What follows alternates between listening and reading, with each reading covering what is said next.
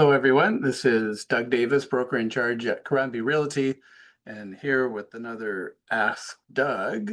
And if you're enjoying these, please give me a thumbs up and please subscribe. That's always a good thing. So today I wanted to talk about a recent tsunami that we had in Hawaii and how that relates to property management. Uh, it does have certain repercussions if we got a big one. So I just wanted to start with, what is it?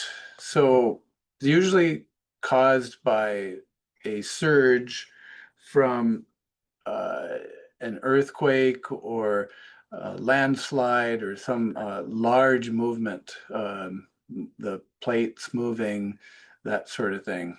Landslide down to the bottom of the ocean, pushing the water and causing a wave undulation that goes across the entire Pacific Basin.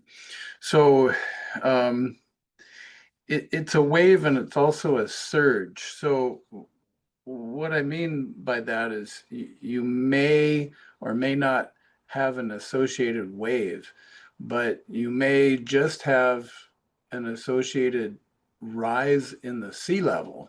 So you don't see a wave, but the ocean level just goes up and up, and it goes over the seawalls and land and goes inward and goes into houses and condos, that sort of thing. So it could be a massive sea level rise, not necessarily a giant wave that comes in. So, um, and it's not something that you would want to get caught and have to swim in because it'll be full of debris, things that can poke you, hit you, knock you out, and it won't stop for a while. You'd have to try to endure it for quite some time because it'll be going in and then it'll be going out, and then you have repetition. So you don't want to be anywhere near that sort of thing. So what you want to do is to simply get out of low land areas and head for the hills. Don't have to go too high, but you want to get out of the range. There's plenty of websites here that show where the tsunami inundation areas may be, and you can take a look at that sort of thing. So, and then you always hear, well, if you're on the fourth floor or above the third floor, you're just fine. But what about your car? It's down below. So maybe you should just get in your car and drive up the hill anyway, if you have time.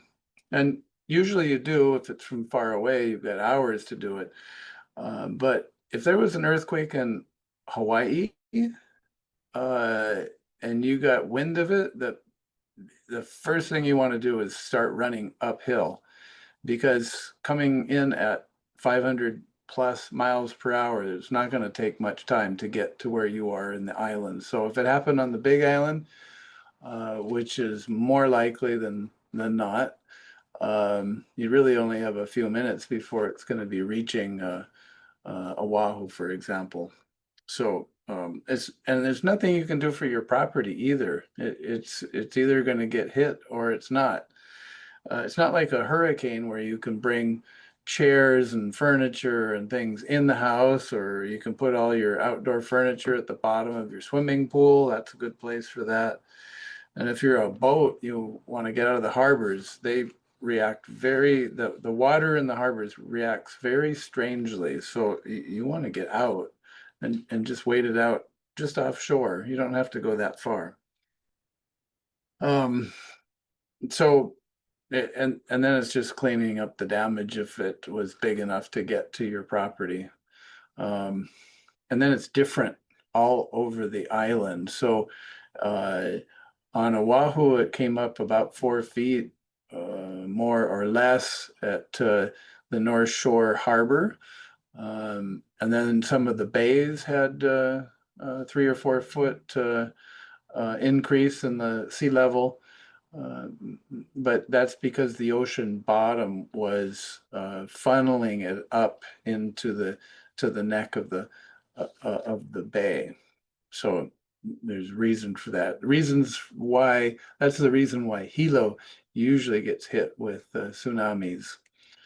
Yeah. So, okay, so that's a little bit about tsunami and property, and really you can't do anything for it. You just have to hope it doesn't come to your home. All right, that's it. If you have questions for me, I'd love to hear from you. And if you have any real estate needs, buying, selling, or property management, estate management, please let me know. Okay, until next week. Thanks so much.